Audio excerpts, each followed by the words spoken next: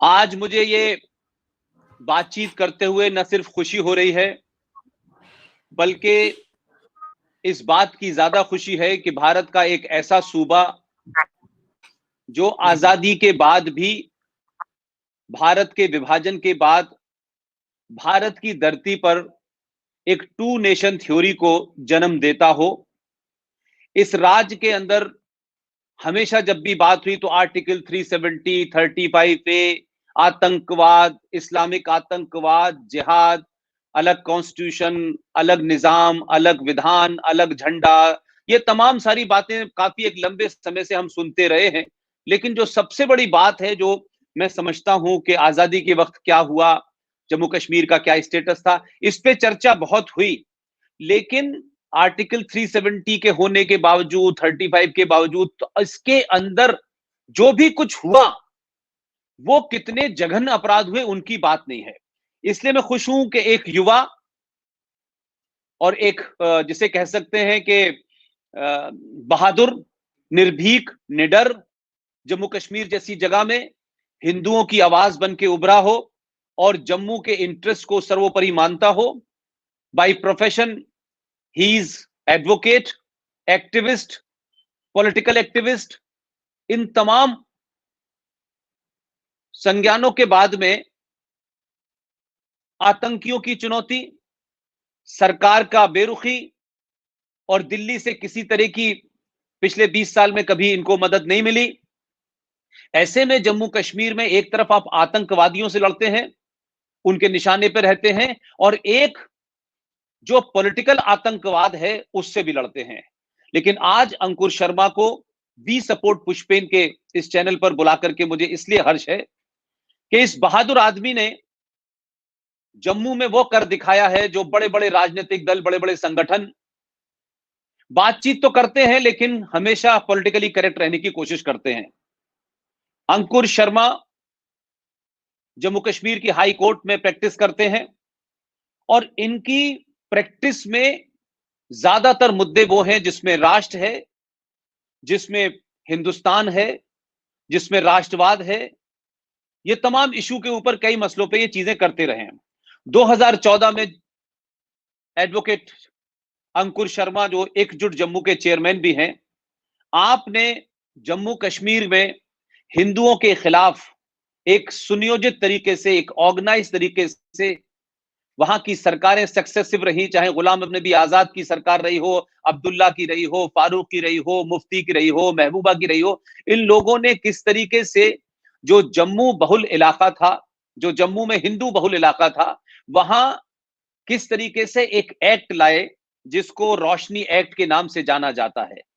इस बहादुर शख्स ने उस एक्ट के माध्यम से जो इस्लामाइजेशन हो रहा था, जिस जिहाद को बढ़ा करके पूरे जम्मू कश्मीर को हिंदुओं से खाली कराने की साजिश हो रही थी, आपने 2014 में जम्मू कश्मीर हाई कोर्ट में एक पीआईएल डाली और उसके बाद एक लंबी लड़ाई लड़ी। और मुझे खुशी है और मैं आपको निजी तौर पे भी अंकुर मुबारकबाद देना चाहता हूं, और जम्मू कश्मीर के अलावा देश भर के जितने लोग हमसे जुड़े हैं उनकी बड़ी मेरे ऊपर रिक्वेस्ट थी कि आप अंकुर शर्मा को बुलाइए। हम लोग तो यहाँ बहुत राष्ट्रवाद की बात करते हैं, लेकिन राष्ट्रवाद की बात करना जम्मू कश्मीर में AK-47 और आतंकवादियों के साए में, और सरकार जो आतंकवाद को बढ़ावा देती हो, जो जिहाद को बढ़ावा देती हो, जो पूरे इस्लाम में जम्मू कश्मीर को कन्वर्ट करने वाली हो, उसके बीच में काम करने वाले आदमी को बुलाइए आप। तो मुझे खुशी है कि आपने समय दिया और आपकी लड़ाई 10 अक्टूबर 2020 को उस वक्त रंग लाई जब जम्मू कश्मीर की हाई कोर्ट ने आपकी पिटीशन के ऊपर इस इलीगल एक्ट को अनकॉन्स्टिट्यूशनल बताया और इसको निरस्त कर दिया, और सीधे तौर पे न सिर्फ निरस्त किया, सीबीआई से इसकी इंक्वायरी की, जांच के आदेश दिए। अंकुर भाई, मेरा पहला और सीधा सवाल आपसे यह है कि देश को यह बताएं आप कि यह रोशनी एक्ट क्या था, किस तरीके से आया, कौन कौन जिम्मेदार हैं, क्या सिर्फ इसमें नेशनल कॉन्फ्रेंस जिम्मेदार है, मुफ्ती के पीडीपी जिम्मेदार है, या और भी लोग इसके मौन सपोर्टर रहे, या जब उन्हें बोलना चाहिए था वो नहीं बोले। तो इस रोशनी एक्ट की क्या पृष्ठभूमि है, कौन लाया था, किसके जमाने की बात है। और इसके साथ में एक बात और कह दूं कि जब आपने इसको पिटीशन जारी की और जब ये 2020 में हटा तो मैं देश भर के जो बहुत क्रांतिकारी अखबार हैं उन्होंने कभी इसकी चर्चा नहीं की पिछले 10 अगर हम साल में देखें चाहे 7 साल में। लेकिन जब ये एक्ट हटा तो हिंदू ने खबर लिखी, high court order CBI probe into Roshni land scam in Jammu and Kashmir. Business standard की हेडलाइन थी, Roshni scam one of the biggest scam in Jammu and Kashmir. Indian express, loot to own Jammu Kashmir, high court hands to 25 crore land scam probe to CBI. और इसमें गुलाम नबी आजाद जैसे दिल्ली में secularism की मांग करने वाले और जम्मू में निजाम मुस्तफा की मांग करने वाले की तस्वीर है। नवभारत टाइम्स में जम्मू कश्मीर उच्च न्यायालय ने रोशनी भूमि योजना में घोटाले की सीबीआई को जांच दी। ये तमाम हेडलाइन बनी, लेकिन मैं और तमाम लोग दुनिया भर के जो है आपको देख रहे हैं ऑस्ट्रेलिया में, अमेरिका में, वो जानना चाहते हैं कि ये रोशनी एक्ट क्या था, किस पस मंजर में आया और आज इससे आगे की क्या भूमिका है। अंकुर भाई। बहुत बहुत धन्यवाद पुष्पेंद्र जी, आपने समय भी दिया, मंच भी दिया अपनी बात रखने का। रोशनी एक्ट पे मैं परिचर्चा करूं उससे पहले मैं पृष्ठभूमि, जिस पृष्ठभूमि में, जिस बैकग्राउंड में रोशनी एक्ट लेजिस्लेट किया गया था उसके ऊपर 2 मिनट का समय चाहूंगा। 1990 के दशक में कश्मीर वैली को हिंदू विहीन करने के बाद नेक्स्ट टारगेट जम्मू संभाग था। और आपने देखा कि जम्मू संभाग के मुस्लिम मेजॉरिटी डिस्ट्रिक्ट्स जहां पे हिंदूज और नॉन मुस्लिम्स माइनॉरिटी में हैं, चाहे डोडा हो, किश्तवाड़ हो, राजौरी हो, पुंछ हो, रामबन हो, जिस तरीके से कश्मीर वैली में नरसंहार किया गया वैसा ही नरसंहार इन एरियाज में भी शुरू हो गया। और पूरे जम्मू संभाग को किस तरीके से इस्लामाइज किया जाए उस पर चर्चा शुरू हो गई, उस पर प्लानिंग शुरू हो गई। और जम्मू कश्मीर आपको ये समझना पड़ेगा, यहाँ पे पैन इस्लामिक मूवमेंट चलती है, यहाँ पे पैन इस्लामिक जो ताकतें हैं वो अपनी इन्वेस्टमेंट्स करती हैं। इसलिए तय ये किया गया कि देखिए कश्मीर वैली में तो 5-7% हिंदूज थे या 10% से कम हिंदूज थे या नॉन मुस्लिम्स थे, बंदूक के दम पे उन्हें तो हमने निकाल लिया। लेकिन जम्मू संभाग को पूर्णतः मुस्लिमाइज करने के लिए, इस्लामाइज करने के लिए जोर जबरदस्ती नहीं चलेगी, आपको कोई नए मॉडल्स इंस्टॉल करने पड़ेंगे। तो फिर इन्होंने ये तय किया इस्लामिक ताकतों ने कि जम्मू की डेमोग्राफी को चेंज करके over a period of time 100% Islamise किया जाए, यानी डेमोग्राफिक इन्वेजन ऑफ जम्मू, जो बहुत तरीकों से किया गया, जिसमें लैंड जिहाद या भूमि जिहाद जिसे हम कहें हिंदी में, वो एक मुख्य ऑर्गन रहा। तो अंडरस्टैंडिंग ये बनी कि जम्मू संभाग के हिंदू बहुल क्षेत्रों में आप मुसलमानों को बसाइए। तो उसके लिए इन्होंने मुस्लिम ब्रदरहुड का मॉडल चुना, क्योंकि इंडिया एक डेमोक्रेटिक सेटअप है। मुस्लिम ब्रदरहुड का मॉडल क्या है? मुस्लिम ब्रदरहुड का मॉडल ये है कि जहां आप लड़ नहीं सकते हैं, जहां पे डेमोक्रेटिक इंस्टीट्यूशंस, डेमोक्रेटिक सोसाइटीज हैं, वहां उन्हें पर्ज करने के लिए आपको डेमोक्रेटिक स्पेसिस और डेमोक्रेटिक फ्रीडम्स का इस्तेमाल करना पड़ेगा। उन फ्रीडम्स को इस्तेमाल करके आप डेमोक्रेटिक इंस्टीट्यूशंस के अंदर घुसेंगे, फिर आप उन डेमोक्रेटिक इंस्टीट्यूशंस को सबवर्ट करेंगे और फिर ऐसे कानून बनाएंगे, आदेश पारित करेंगे या पॉलिसीज निर्धारित करेंगे जिसके जरिए आप जिहाद को आगे बढ़ा सके। यही मुस्लिम ब्रदरहुड का मॉडल जम्मू कश्मीर में हूबहू इंप्लीमेंट होता हुआ हमें नजर आया। तो अब डेमोग्राफिक इन्वेजन ऑफ जम्मू के लिए how would you use our democratic institution? तो सबसे पहले विधानसभा में कानून बना के एक कानून बनाएंगे जिसका नाम रोशनी एक्ट रखेंगे, और उस कानून में ये लिखेंगे कि जम्मू संभाग और कश्मीर संभाग में भी जितनी भी सरकारी जमीन है, उस सरकारी जमीन पे जिस व्यक्ति ने कब्जा किया है, वो सरकारी जमीन के मालिकाना हक उस एनक्रोचर को, उस कब्जा जिसने किया उसे दे देंगे। तो ये कानून बन गया। अब इस कानून के तहत एक षड्यंत्र के तौर पे ऑर्गेनाइज्ड गैंग्स ने जम्मू संभाग में, खासकर जम्मू संभाग के हिंदू बहुल क्षेत्रों में मुसलमानों को बसाया। कानून बन गया। जिस समय इन्हें बसाया गया उसी समय एक प्रोसेस इनिशिएट किया गया जहां विशेष तौर पे दूसरे डिस्ट्रिक्ट से एक धर्म विशेष यानी मुस्लिम समुदाय के पटवारियों को, पटवारीज को ट्रांसफर किया गया और यहाँ पे लाया गया हिंदू बहुल क्षेत्रों में, कानून के विरोध में जाके। पटवारी की जो पोस्ट है वो डिस्ट्रिक्ट कार्डर पोस्ट है, उसे एक डिस्ट्रिक्ट से दूसरे डिस्ट्रिक्ट में ट्रांसफर नहीं किया जा सकता। पूरी उम्र, पूरी नौकरी के काल में उसे एक ही डिस्ट्रिक्ट में सर्विस करनी है, लेकिन सर्विस रूल्स को वायलेट करके उन्हें ऐसे हिंदू क्षेत्रों में लाके बैठाया गया जो टारगेट पे थे, राडार पे थे। तो मुसलमानों को स्टेट लैंड पे बैठाया, पटवारीज को रेवेन्यू डिपार्टमेंट में लाया, पटवारीज ने उनकी रेवेन्यू एंट्रीज वहां पे की, जिससे ये पता चल सके कि इस पीस ऑफ लैंड पे इन लोगों का कब्जा है, यानी उनके कागजात बने। और फिर एक कानून के जरिए ओवरवेलमिंगली 20 लाख कनाल जमीन, 20 लाख कनाल जमीन ओवरवेलमिंगली हिंदू बहुल क्षेत्रों में मुसलमानों के नाम पे कर दी। आप ये समझिए कि इस कानून के माध्यम से जोधपुर और उदयपुर जैसे दो दो बड़े शहर को मिला के जो टोटल एरिया होता है, उतने एरिया में जम्मू संभाग में मुसलमानों को बसाया गया। आप हिंदू बहुल डिस्ट्रिक्ट्स की बात करें तो वहां पे उन लोगों को रोशनी एक्ट के तहत अधिकार नहीं मिले जो पिछले 70 सालों से 80 सालों से जोत रहे थे सरकारी जमीन, कल्टीवेटरी पोजेशन में थे, बल्कि उन मुसलमानों को ये अधिकार मिले जिन्हें बाहर से लाके सरकारी जमीन पे बैठाया गया। ये रोशनी एक्ट की बात हुई, मैंने डिटेल में बताया, फिर दूसरे भाग में इसकी परिचर्चा करेंगे। इसी तरीके से जम्मू का डेमोग्राफिक इन्वेजन करने के लिए, जम्मू में लैंड जिहाद करने के लिए, जम्मू को हिंदू माइनॉरिटी कन्वर्ट करने के लिए एग्जीक्यूटिव जिहाद को भी इजाद किया गया। रोशनी एक्ट लेजिस्लेटिव जिहाद था, डेमोक्रेटिक इंस्टीट्यूशंस को इस्तेमाल करके अब्यूज किया हुआ जिहाद था।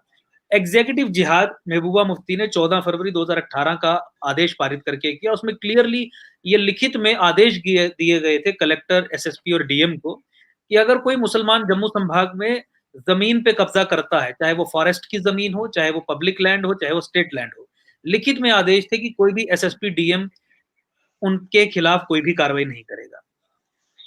अगर मान लीजिए कोई कोर्ट आदेश दे देता है कि यहां से मुसलमान को निकालिए, तो एसएसपीज और आईजीपीज को आदेश थे कि आप कोई भी पुलिस असिस्टेंस प्रोवाइड नहीं करेंगे ऐसे व्यक्तियों को स्टेट लैंड से एविक्ट करने के लिए। यानी इस ऑर्डर के माध्यम से जो मुख्यमंत्री ने स्वयं पास किया, यह कहा गया था कि मुस्लिम्स को लीगल इम्यूनिटी दी जाती है लैंड एनक्रोचमेंट का जुर्म करने के लिए। और उसके साथ ही लास्ट में उसके आखिरी पन्ने पे यह लिखा गया था कि अगर मुसलमान गौहत्या या बोवाइन स्मगलिंग में पाए जाते हैं तो कोई भी पुलिस अधिकारी उनके खिलाफ सेक्शन 188 आरपीसी और prevention of cruelty to animals act के तहत कार्यवाही नहीं करेगा। तो यानी इस आदेश के माध्यम से गौहत्या, बोवाइन स्मगलिंग और जम्मू में लैंड पे कब्जा करने के लिए मुसलमानों को लीगल इम्यूनिटी दी गई थी कब्जा करने के बाद रोशनी एक्ट के तहत, ताकि अधिकतर जमीन रेगुलराइज हो सके। इसके साथ ही यहाँ पे एक स्टेट स्पॉन्सर्ड फंडेड कॉलोनाइजेशन का प्रोसेस चल रहा है, जहां पे यहाँ पे कुछ एनजीओज हैं जो ऑर्गेनाइजेशन ऑफ इस्लामिक कंट्रीज के द्वारा भेजा हुआ हवाला चैनल्स का जो पैसा है वो इस्तेमाल कर रहे हैं जम्मू में जमीनें खरीदने के लिए। पुष्पेंद्र जी, आप जम्मू आए थे, आपने भी ये देखा, आपने भी बहुत सारे लोगों से बातचीत की, छोटे से लेके बड़ा, दुकानदार से लेके रेडी फड़ी वाला, सब ये कहते हैं कि यहाँ पे मुस्लिम्स हैं जो हिंदू बहुल क्षेत्रों में मार्केट प्राइस से अधिक पे जमीनें खरीद रहे हैं। मैक्सिमम परचेजेस वही लोग कर रहे हैं, क्योंकि कोई भी मुसलमान अगर हिंदू बहुल क्षेत्र में जम्मू संभाग में जमीन खरीदता है और वो इन एनजीओ के संपर्क में आता है जिन्हें organisation of Islamic countries support कर रही है, सऊदी अरेबिया हेडेड सपोर्ट कर रही है, तो उसे वो सब्सिडी देते हैं। मान लीजिए 1 करोड़ का प्लॉट है और आपने रसीद दिखाई कि देखिए हिंदू बहुल क्षेत्र में हमने ये 1 करोड़ का प्लॉट लिया, तो 35% इस समय सब्सिडी का रेट चल रहा है, 35% यानी 35 लाख रुपए उस मुसलमान को वापस दे दिए जाएंगे। यानी Muslims are being encouraged to purchase lands and those land purchases are being subsidised by organisation of Islamic countries which are sending money through hawala channel, और जो आगे डिलीवरी के लिए बहुत सारे एनजीओ जो सेक्युलर सो कॉल्ड एनजीओ हैं वो उनका काम कर रहे हैं। इसी तरीके से इंड्यूस्ड माइग्रेशन भी एक स्टेट स्पॉन्सर्ड टूल है जिसके जरिए मुसलमानों को जम्मू संभाग में बसाया जा रहा है, apart from Roshni, apart from 14 February order, apart from funded colonisation. Induced migration में ये समझिए कि देखिए, क्या कोई मुसलमान कश्मीर वैली से इस कारण से पलायन कर सकता है कि उसके साथ धार्मिक प्रताड़ना हुई? भाई, कश्मीर तो मुस्लिम मेजोरिटी एरिया है, वहां पे अगर धार्मिक प्रताड़ना किसी के साथ होगी तो नॉन मुस्लिम के साथ होगी। 250 से अधिक ऐसी फैमिलीज हैं जिनको सरकारी अधिकारियों ने और जो जिहादी एलिमेंट्स है हमारे स्टेट एस्टेब्लिशमेंट में, उन्होंने ये लालच दिया कि अगर आप गरीब मुसलमान जो कश्मीर का है, कि अगर आप जम्मू में जाके बसेंगे, जम्मू में जाके बैठेंगे, जम्मू में जाके वहां पे परमानेंटली सेटल होंगे, तो आपको कश्मीरी हिंदुओं को मिलने वाली सब सुख सुविधाएं प्राप्त होंगी। आपको रहने के लिए एक क्वार्टर दिया जाएगा, आपको सब्सिडाइज्ड, ओवर सब्सिडाइज्ड राशन दिया जाएगा, एजुकेशनल इंस्टीट्यूशंस में आपको रिजर्वेशन और सहायता दी जाएगी, कुछ स्कॉलरशिप दी जाएगी। यानी वो ग्राउंड्स जो केवल हिंदुओं को या गैर मुसलमानों को अवेलेबल है, गैर कानूनी ढंग से सरकारी संस्थान जो हैं वो मुसलमानों को दे रहे हैं, ताकि मुसलमान, गरीब जो मुसलमान है, कश्मीर से उठ के जम्मू में आके पलायन करे। और ऐसी सैकड़ों की संख्या में ऐसे लोग यहाँ पे आए हैं जो हिंदूज के लिए आने वाले बेनिफिट्स को अवेल करते हुए यहाँ पे आके परमानेंटली बस गए। वो गरीब मुसलमान थे जिन्हें लालच दे के, यानी इंड्यूस करके माइग्रेट करवाया गया। इसी तरीके से एक सुनियोजित ढंग से जम्मू कश्मीर में रोहिंग्याज और बांग्लादेशीज को सेटल करने का कार्यक्रम चल रहा है। ट्रेनों में भर भर के 7-8 स्टेट्स को क्रॉस करके म्यांमार, बांग्लादेश से होते हुए बंगाल में बैठ के जम्मू कश्मीर के कई सारे एरियाज में इन्हें बराबर कायदे से तरीके से सेटल किया गया है। इनके लिए ऐसे एनजीओज हैं जो ऑर्गेनाइजेशन ऑफ इस्लामिक कंट्रीज से पैसा लेके यहाँ पे शेल्टर्स बना रहे हैं। लाखों रुपए की टीम जो सबसे महंगी है उसके बनाए हुए शेल्टर्स यहाँ पे इंस्टॉल किए गए। इनकी मदद की जा रही है यहाँ पे बिजली के कनेक्शन लेने में।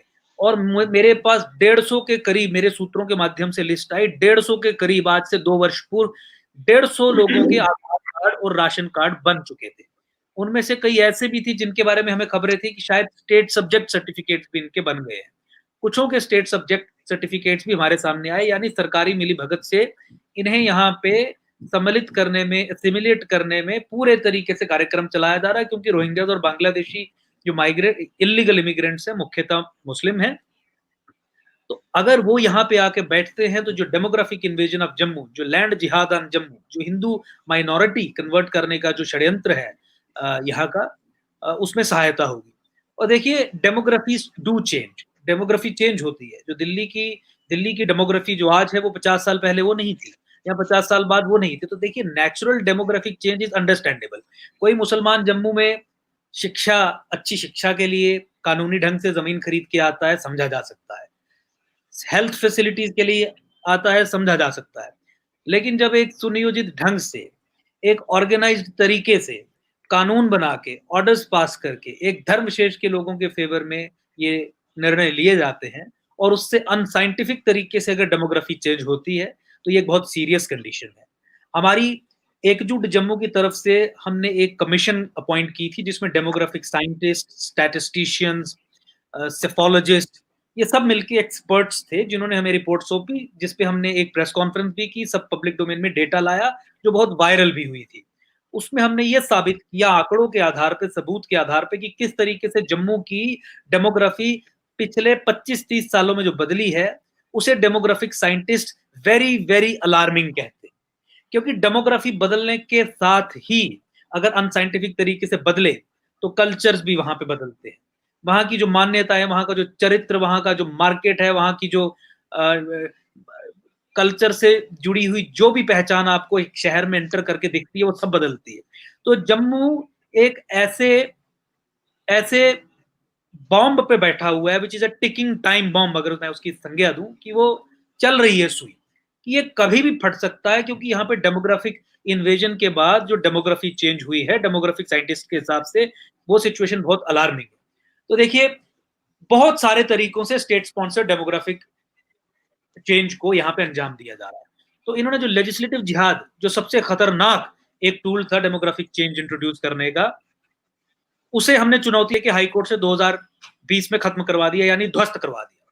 तो जो 83 एमएलएस ने मिलके आईएसआई के इशारे पे, मुस्लिम ब्रदरहुड के मॉडल पे, इस्लामिक हेजिमोनिक जिहादी ताकतों ने हमारी विधानसभा को इस्तेमाल करके जो इतना बड़ा षड्यंत्र रचा था, वो हमने 6 साल की लड़ाई में ध्वस्त करवा दिया, खत्म करवा दिया।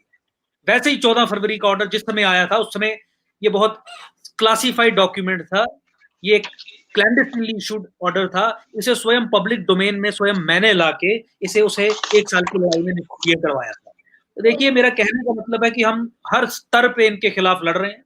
रोहिंग्याज और बांग्लादेशीज को लेके भी हमने इनके खिलाफ जंग लड़ी, जिससे पूरी जागरूकता हमारे समाज में आई। और आज मैं आपको ये बताऊं कि रोशनी एक्ट ध्वस्त होने के बाद और ये पूरे 6 साल की लड़ाई में जिस तरीके से न्यूज़पेपर में कवरेज होती थी, जिस तरीके से न्यूज़पेपर में लैंड जिहाद और डेमोग्राफिक चेंज को लेके हम प्रेस कॉन्फ्रेंसेस हमारी कवर होती थी या मूव, तो ये अवेयरनेस जो आज जम्मू संभाग में आई है, वो एक बहुत बड़ी एक रेजिस्टेंस मूवमेंट के तौर पे खड़ी हो गई है इस डेमोग्राफिक इन्वेजन के प्रोसेस को रोकने के लिए। और वही इंपॉर्टेंट चीज थी। कानून हमने खत्म करवा दिया, ध्वस्त करवा दिया, कानून नया भी आ सकता था, लेकिन अब जन चेतना आने के कारण ये चीजें अब एकदम इरिवर्सिबल तरीके से रिवर्स नहीं किया जाता, उस तरीके से हमने इन पे रोक लगा दी है और पूरा जम्मू संभाग इस चीज के लिए तैयार है मानसिक तौर पे कि अगर फिर इस तरीके का प्रोसेस हमारे खिलाफ अनलीश किया गया तो हम किसी भी तरीके से इसे रोकने में, इसे लड़ने में और इसके करने वालों को पूर्णतः ध्वस्त करने में तैयार मिलेंगे।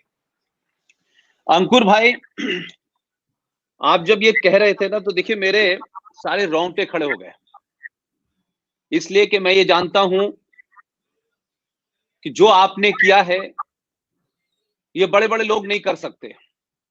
और शायद आपको जो भारत में एक ट्रेडिशनल राजनीति का अंदाजा है कि हम तुम्हारे साथ भी हैं और तुम्हारे खिलाफ भी हैं, तुम भी अच्छे और हम भी अच्छे, आपने इस पेट को इस पेट कहा और आपके मूल में अपने जम्मू को, और वो जम्मू जहां से गजवाए हिंद का रास्ता खुला हुआ था, अगर जम्मू के इस इलाके में आप जिस तरीके की बातें आपने कही हैं, ऐसे तथ्य कहे हैं, चौंकाने वाले हैं, ये देश के हर आदमी को समझने चाहिए कि वहां जो आतंकवाद हो रहा है AK-47 से, उससे तो सेना लड़ सकती है, लेकिन जो आपने कहा कि लेजिस्लेटिव जिहाद चल रहा है, आप एक इस्लामिक फंड से पूरा का पूरा कोलोनाइजेशन चल रहा है, आपने इंड्यूस माइग्रेशन की बात की, ये जो भारत के जम्मू कश्मीर राज्य की जो असेंबली है, इसमें बैठ करके जो AK-47 की जगह AK-47 जैसे कानून बन रहे हैं जिससे हिंदुओं को समाप्त किया जा सके,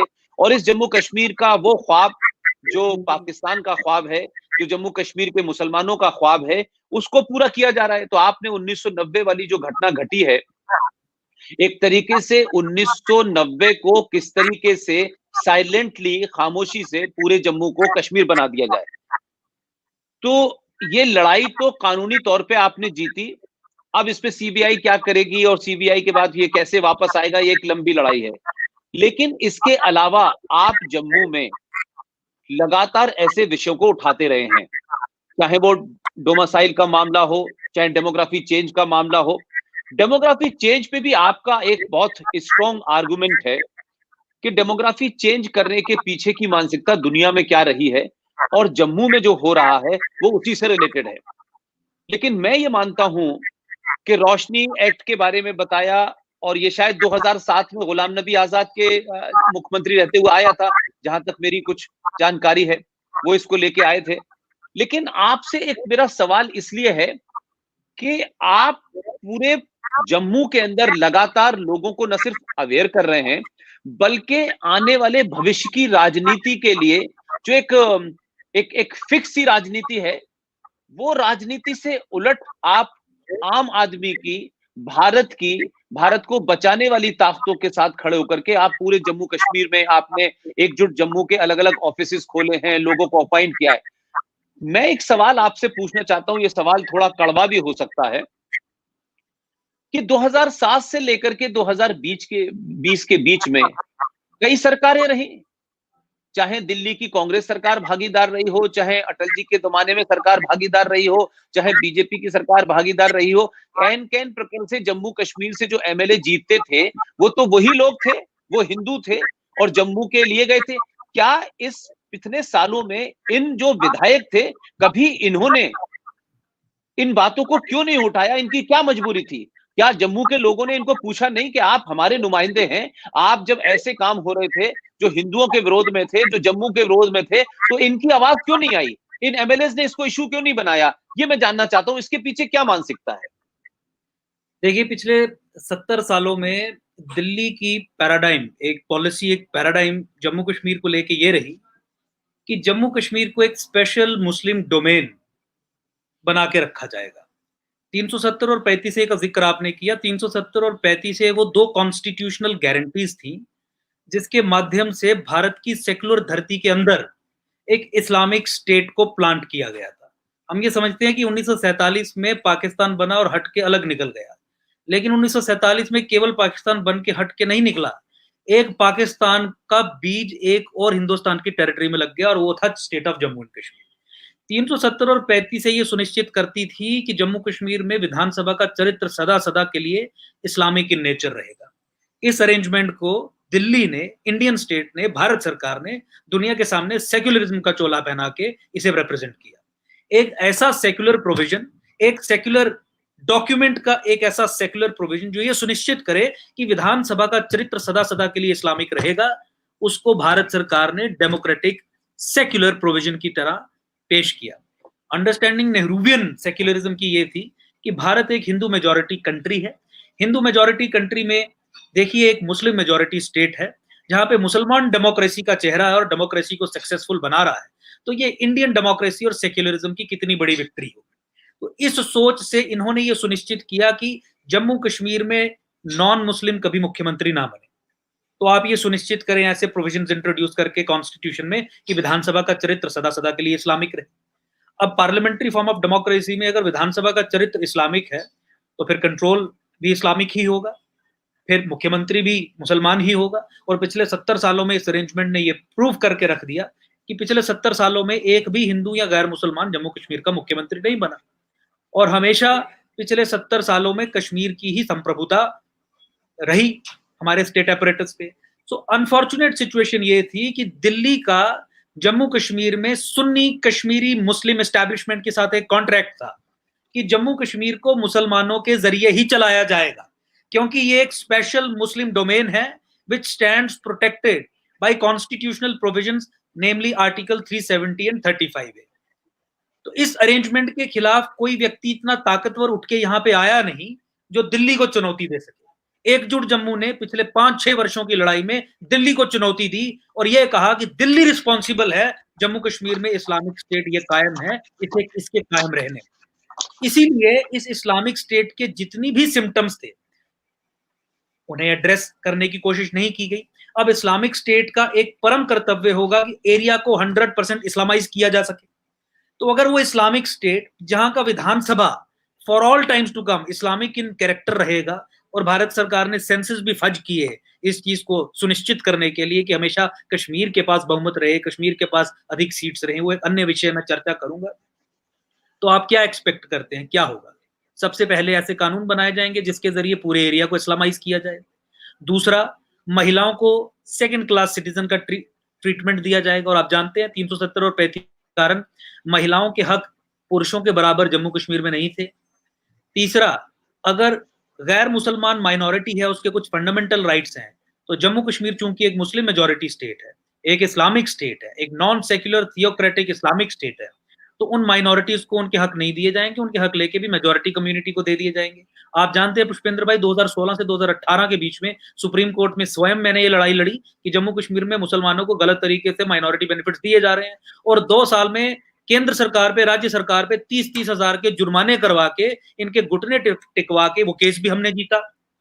सुप्रीम कोर्ट की जजमेंट होने के बावजूद भी चूंकि स्टेट इस्लामिक थी, सुप्रीम कोर्ट जो मर्जी कहता रहे, चूंकि स्टेट इस्लामिक थी, जजमेंट होने के बावजूद भी आज भी मुसलमानों को ही minority benefits illegally in violation of not only the judgment but also implementation guidelines of the scheme जो हमने चेंज करवाई बाद में दिए जा रहे हैं।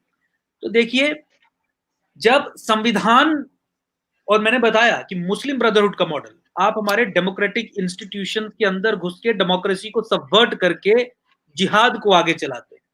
कॉन्स्टिट्यूशन में प्रोविजन इंट्रोड्यूस करके सुनिश्चित कर लिया कि जम्मू कश्मीर में सत्ता सदा सदा के लिए मुसलमान के पास रहे। तो आप ये, और जिस अरेंजमेंट को Bharat Indian state, the state of India protect कर रही थी, आप ये कैसे एक्सपेक्ट कर सकते थे कि 70 साल में कोई व्यक्ति ऐसा निकलता जो इस अरेंजमेंट को चैलेंज करता? ये 70 साल के बाद होना था, 70 साल के बाद हुआ। हमने इस रियलिटी को समझा and we started to call the problem by its real name. हमने ये कहा कि जम्मू कश्मीर में प्रॉब्लम तो जिहाद है, जम्मू कश्मीर में प्रॉब्लम तो मुस्लिम कम्युनलिज्म है, और हमने कहा कि जम्मू कश्मीर में मुस्लिम कम्युनलिज्म को कॉन्स्टिट्यूशनल सैंक्शन है, और हमने ये भी कहा कि ये कॉन्स्टिट्यूशनल सैंक्शन पाकिस्तान या चाइना ने नहीं दी है, ये कॉन्स्टिट्यूशनल सैंक्शन इंडियन स्टेट ने दी है, और ये कॉन्स्टिट्यूशनल सैंक्शन कॉन्स्टिट्यूशन में वो प्रोविजंस इंट्रोड्यूस करके दी है जिसका विरोध जम्मू पिछले 70 सालों से कर रहा है, और 370 और 35A के खिलाफ भी जंग लड़ी, सुप्रीम कोर्ट हम गए, आपने वो जंग लड़ी, आपने सुप्रीम कोर्ट में सारा किया, हम भी भागीदार बने, एकजुट जम्मू की तरफ से भी एक मेन केस आता था, तो उसे ध्वस्त करवाया, और जमीन पे हमने जिस तरीके से मास मूवमेंट इसे कन्वर्ट किया, आप भी एक प्रोग्राम में आए थे, किस तरीके से हजारों की संख्या में पूरा जैम पैक्ड हॉल था, जिस पूरे और बड़ी बड़ी होर्डिंग्स और बड़े बड़े मतलब प्रोग्राम्स और सब लोगों कि पार्टिसिपेशन अवेयरनेस के पॉइंट ऑफ व्यू से जिस समय सुप्रीम कोर्ट में चला, तो ये किया, ये ध्वस्त हुआ। अनफॉर्चुनेटली इस अरेंजमेंट के खिलाफ किसी की हिम्मत नहीं हुई खड़े होने की, इसीलिए रोशनी कानून बना। 14 फरवरी 2018 का कानून तब बना जिस समय पीडीपी और भाजपा की सरकार थी। ये रोशनी स्कैम में सीबीआई इंक्वायरी हो, भाजपा और पीडीपी मिलके मेरा विरोध कोर्ट में करते थे। रोशनी स्कैम अनकॉन्स्टिट्यूशनल डिक्लेयर ना हो, भाजपा और पीडीपी की सरकार मिलके इसका विरोध मेरे सामने कोर्ट में करते थे। एफिडेविट्स फाइल किए कि सीबीआई इंक्वायरी नहीं होनी चाहिए। देखिए सिचुएशन ये है कि Indian state is working against the Indian nation. तो जो नेशनलिस्ट्स हैं they don't have any incentive, और हमने ये तय किया कि ना हमें किसी की सहायता चाहिए, ना किसी की वैलिडेशन चाहिए, ना किसी की एंडोर्समेंट चाहिए। हमने केवल एक चीज तय, जो प्रॉब्लम है उसे उसके नाम से बुलाएंगे और फिर उसका इलाज उसी तरीके से करेंगे। तो इसीलिए हमने इन प्रॉब्लम्स को चिन्हित किया। हमने दिल्ली और कश्मीरी सुन्नी मुस्लिम एस्टैब्लिशमेंट के बीच में जो ठेका है, कॉन्ट्रैक्ट है जम्मू कश्मीर को एक मुस्लिम स्पेशल डोमेन की तरह चलाने का, उसे ध्वस्त करवाया। और उसके बाद now these things have started happening and people have started raising voices. इससे पहले इसलिए नहीं हुआ क्योंकि किसी ने प्रॉब्लम को पुकारना ही नहीं चाहा। जो आपने अभी एक स्टेटमेंट दिया कि Indian state is working against Indian nation, मैं इसमें सिर्फ ये कहना चाहता हूं, और आपने एक जिक्र ये किया कि भारतीय जनता पार्टी जम्मू की और पीडीपी ये सब मिलके आपका विरोध करते थे कोर्ट में, लेकिन इस घटना के बाद बिजनेस स्टैंडर्ड अखबार में भारतीय जनता पार्टी की तरफ से जो स्टेटमेंट आया है वो ये है, Roshni scheme one of biggest scam in Jammu and Kashmir says Bharatiya Janata party. तो क्या दिल्ली में अलग रुख है और जम्मू में अलग रुख है, एक? और दूसरा, आपने हिंदुओं को माइनॉरिटी का स्टेटस दिलाने के लिए लड़ाई लड़ी और वो कोर्ट से आप जीते भी, लेकिन आपने कहा कि वो अभी तक इंप्लीमेंट नहीं हो रहा है। तो अभी मैं एक सवाल मेरा यह है कि आर्टिकल 370 और 35 पे हटने के बाद जो भारत की आम जनता ये जानती है कि वहां सब कुछ ठीक हो गया है, भारत की माइट स्थापित हो गई है, भारत का संविधान लागू हो गया है, भारत की सुप्रीम कोर्ट वहां लागू हो गई है, तो क्या हम इसको ये अमेंड कर सकते हैं आफ्टर रिमूविंग आर्टिकल 370 और 35 पे Indian state was against Indian nation और still your statement is Indian state is against Indian nation? इसमें कोई बदलाव हुआ है या आप ये मानते हैं कि ये सिर्फ एक लीगल मामला था, हो गया है? लेकिन कुछ लोगों का ये भी आरोप है, खासतौर से आपके प्रदेश के सुशील पंडित जी वगैरह, ये सब लोग कहते हैं कि ये सब तो हुआ है लेकिन बैक हैंड से फिर आर्टिकल 370 जैसे प्रावधान किए जा रहे हैं। इसमें आप रोशनी डाल सकते हैं, आपकी ज्यादा, मैं समझता हूं उस पर ज्यादा स्ट्रॉन्ग पकड़ होगी, मेरी नहीं है। तो जरा देश को ये इनलाइटन करें कि 370 हटने 35 के बाद भी क्या जम्मू कश्मीर में जमीन पे बहुत कुछ बदला है? जो कहा जा रहा है हो सकता है बदला हो, लेकिन क्या उससे इस्लामाइजेशन और जिहाद और मुस्लिम स्टेट को और स्ट्रांग होगी या उसमें कुछ कमजोर होगी? ये मैं जानना चाहता हूं। देखिए, जिस समय आर्टिकल 370 और 35 को एब्रोगेट किया गया था, उसी दिन प्रेस कॉन्फ्रेंस करके हमने ये सरकार को चेताया था कि 370 और 35 खत्म करने से केवल डिज्यूरे इस्लामिक स्टेट ध्वस्त हुई है, de facto Islamic state is still in existence, और आपको 10 कदम और लेने पड़ेंगे ताकि 370 और 35 की एब्रोगेशन को उसके लॉजिकल एंड, उसके लॉजिकल कंक्लूजन तक लेके जाया जा सके। देखिए, डिफैक्टो स्टेट से हमारा क्या संबंध है, क्या मायने है, क्या कहना? देखिए, इंडियन स्टेट एपरेटस में ऐसे इंडिविजुअल्स और ऐसी पॉलिसीज प्लांट की गई हैं कि जब तक आप उन्हें चिन्हित नहीं करेंगे, उन पॉलिसीज को रिवर्स नहीं करेंगे, आप 370-35 से खत्म कर दीजिए, आप कोई स्लोगन दे दीजिए, चीजें ठीक नहीं होंगी। देखिए, स्टेट एपरेटस को अंदर से कब्जा किया गया है और उस कब्जा हटाने के लिए जो कदम सरकार को उठाने थे 370-35 की एब्रोगेशन के बाद, वो अनफॉर्चुनेटली नहीं उठाए गए। तो मुस्लिम स्टेट और Islamic state as a legal entity जरूर ध्वस्त हुई है, लेकिन प्रायोरिटीज के लेवल पे, ताकत के लेवल पे, फ्रॉम अंदर the system, from within the system, policies के लेवल पे, still the de facto Islamic Muslim state is still in existence. मैं आपको उसका एक उसकी कुछ सिम्टम्स, उसके कुछ तथ्य बता दूं। 370 और 35 से खत्म करके जो इंटीग्रेशन का स्लोगन भारत में दिया गया, उस इंटीग्रेशन के प्रोसेस को तत्काल प्रभाव से समाप्त कर दिया गया, जिस समय डोमिसाइल इंट्रोड्यूस कर दिया कश्मीरी पॉलिटिकल पार्टीज के प्रेशर में। बैक रूट से घुमा के 370 और 35 से फिर से रीइंट्रोड्यूस कर दिया गया। ये दिल्ली सुनिश्चित करती है कि जम्मू कश्मीर को मुसलमान ही चलाएगा। तो अब इन्होंने उसके बाद ये निर्णय लिया कि जम्मू कश्मीर में जो डिलिमिटेशन प्रोसेस होगा वो 2011 के सेंसस के आधार पे होगा। भाजपा की ये ऑफिशियल आधिकारिक पोजीशन है कि 2011 का सेंसस फ्रॉड और फज्ड सेंसस है, एंटी जम्मू सेंसस है। जम्मू की पॉपुलेशन 10% ग्रोथ रेट जो है वो कम करके उसमें दिखाई गलत तरीके से फ्रॉड करके कश्मीर की पॉपुलेशन 14 लाख एकदम से बढ़ा दी। तो बहुत सारे तथ्यों के आधार पे ये सब व्यक्ति यहाँ पे मानते हैं कि 2011 का सेंसस जम्मू के विरोध में। लेकिन उसके बावजूद भी भारत भाजपा सरकार ने यह फैसला लिया कि चूंकि मुसलमान नाराज है 370 और 35A की एब्रोगेशन से, और 370 और 35A की एब्रोगेशन के बाद सत्ता का केंद्र जो जम्मू में स्थापित हो सकता है कश्मीर से शिफ्ट होके, तो मुसलमान नाराज ना हो जाए, इसीलिए जम्मू कश्मीर में डिलिमिटेशन या परिसीमन 2011 के सेंसस के आधार पर करवाया, जबकि 2021 का census is under way. Jammu की पूरी ये डिमांड थी कि 2021 के सेंसस के आधार पर डिलिमिटेशन करवाएं। देखिए 2011 के सेंसस के आधार पर डिलिमिटेशन करवाएंगे तो मुख्यमंत्री कश्मीर से बनेगा, अधिक सीटें विधानसभा में कश्मीर को मिलेंगी।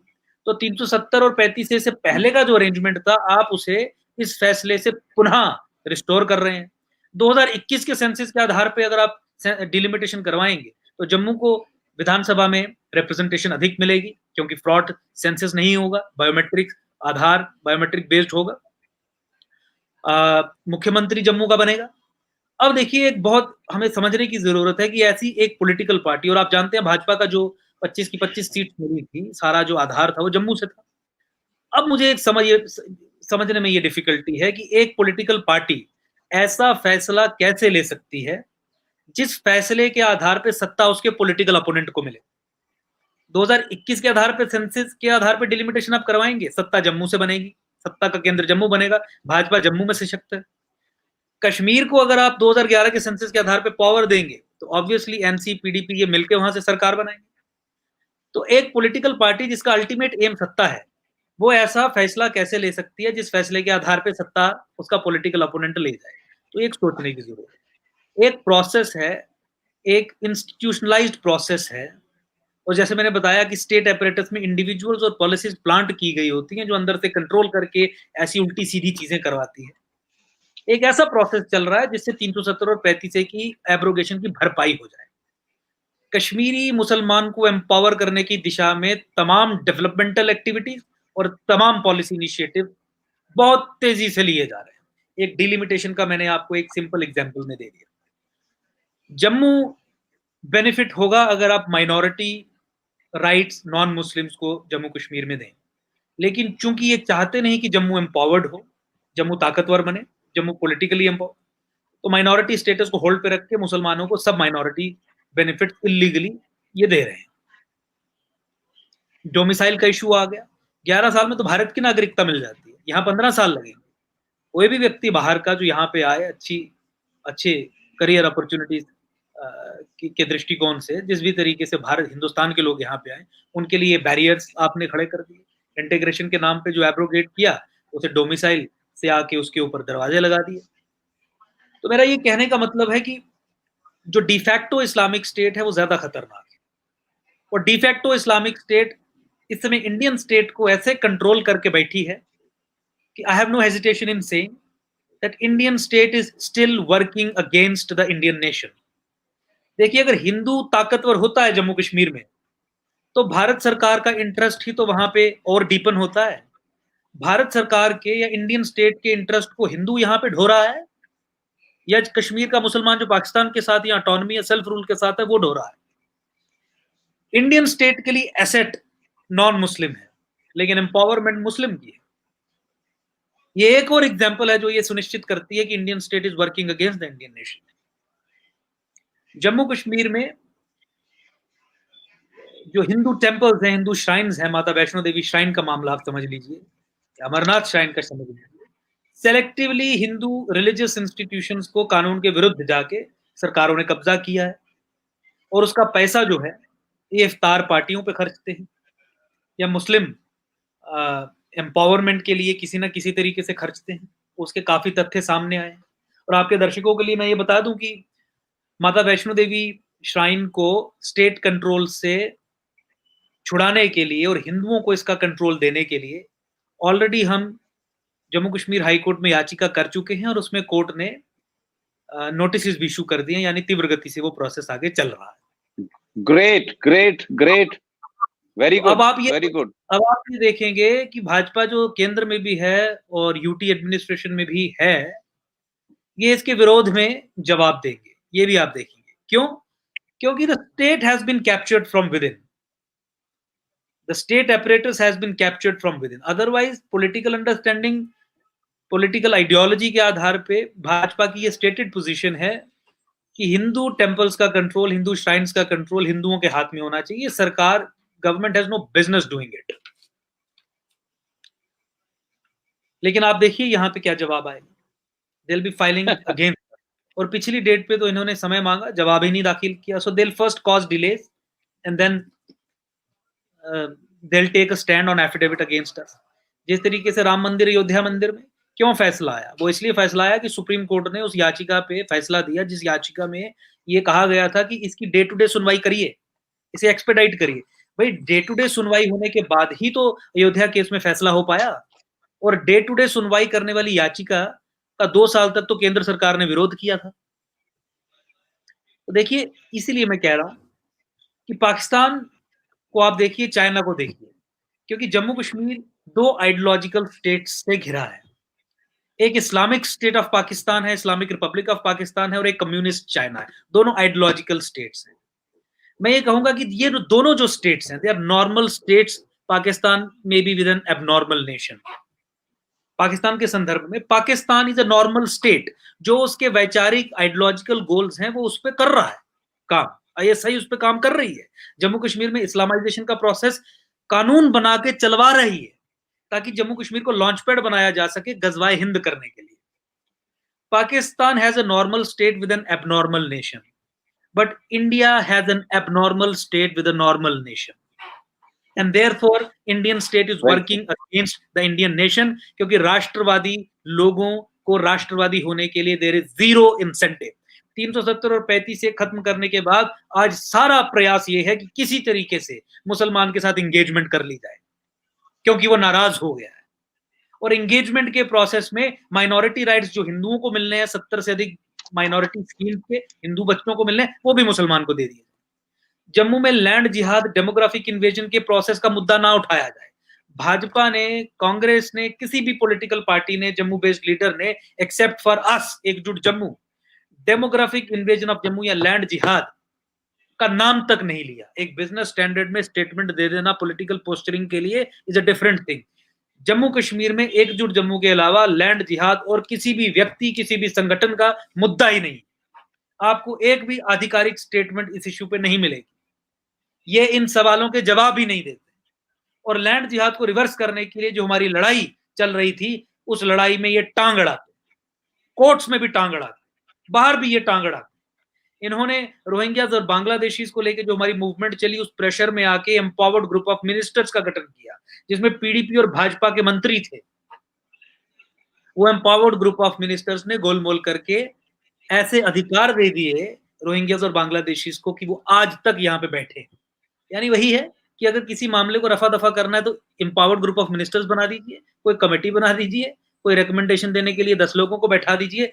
वही गोलमोल रवैया रहा, और हमारे ऊपर जो लैंड इन्वेजन, डेमोग्राफिक इन्वेजन की जो अलग अलग डायमेंशंस थी, उनको होने में फैसिलिटेट किया गया। अनफॉर्चुनेट तब ये रहा जिसमें बीजेपी और पीडीपी ने, देखिए ये लैंड जिहाद का प्रोसेस, डेमोग्राफिक इन्वेजन का प्रोसेस बहुत पुराना है। इसलिए आज की परिस्थिति ये है कि जम्मू के अराउंड जितने भी जंगल हैं, जम्मू के अराउंड जितने भी दरिया हैं, जम्मू के अराउंड जितनी भी स्टेट लैंड्स हैं, और मैं तथ्यों के आधार पे आपको कह रहा हूं, आई हैव द रिकॉर्ड, तथ्यों का, they stand encroached overwhelmingly bye मुस्लिम।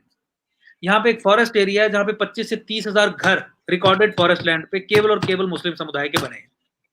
यहाँ तवी लैंड पे रिपोर्ट मंगवाई हाई कोर्ट ने कि तवी का रिवर बेड और एम्बैंक जो रिवर बैंक्स है, पब्लिक लैंड है, उस पे एनक्रोचमेंट की रिपोर्ट दीजिए। 800 लोगों की रिपोर्ट आई, 785 मुस्लिम्स। कहने का मतलब है कि जम्मू को चारों ओर से घेरा गया है एक धर्म विशेष के लोगों के द्वारा सरकारी मदद से। और पीडीपी और बीजेपी ने जो एजेंडा ऑफ अलायंस बनाया, उसके आखिरी पन्ने पे ये कहा कि जम्मू के अराउंड जो इलीगल मुस्लिम सेटलमेंट्स हैं, फॉरेस्ट लैंड पे, स्टेट लैंड पे, रिवर लैंड पे, उन सब इलीगल सेटलमेंट्स को हम न्यू जम्मू सिटी का नाम देंगे और मिलकर इसे रेगुलराइज करेंगे और इसे डेवलप करेंगे। तो आज ये कहना कि लैंड जिहाद का हम विरोध करते हैं is contrary to facts, contrary to the positions taken in the court and contrary to the agreements that were arrived between PDP and BJP, which manifested itself as agenda of alliance. Agenda of alliance में agenda of alliance में जो ये बात कही गई थी कि new Jammu city को रेगुलराइज और डेवलप करेंगे, यानी इलीगल मुस्लिम सेटलमेंट्स को रेगुलराइज और डेवलप करेंगे जो जम्मू के अराउंड आ गई हैं, that was a declaration of war on Jammu. अगर ये लैंड जिहाद इसे समझते, लैंड जिहाद मुद्दा होता, तो ये कहते कि इलीगल सेटलमेंट्स को खत्म करेंगे, जो हमने कोर्ट से आदेश करवाया। और मैं आपके माध्यम से दर्शकों को भी ये बता दूं कि कोर्ट ने कैटेगोरिकली एक पैराग्राफ अपनी जजमेंट में डाला है कि ये सारी लैंड जो 30,000 केसेस में दी गई, ये एक एक इंच वापस लिया जाएगा और अधिकारियों को बाध्य बनाया है। ये केवल इतना ही नहीं हुआ है कि रोशनी कानून को अनकॉन्स्टिट्यूशनल डिक्लेयर किया है, जो 30,000 लाभार्थी इसमें थे उनसे जमीनें वापस लेने के भी आदेश दिए गए।